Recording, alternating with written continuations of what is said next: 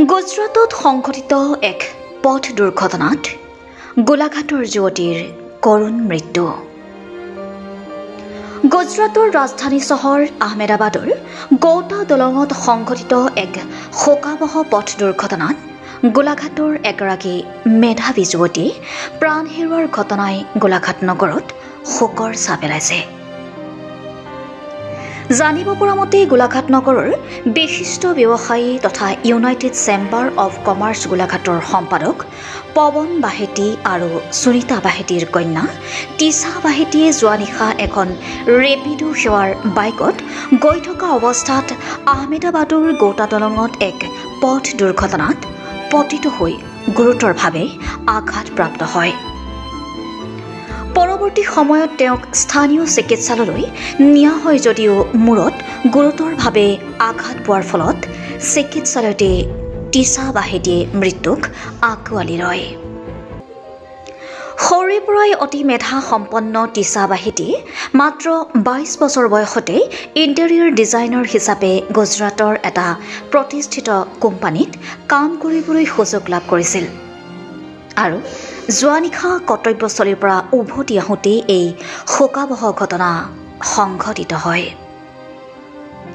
ঘটনাটোত ৰেপিডো চালকজনো গুৰুতৰভাৱে আহত হয়।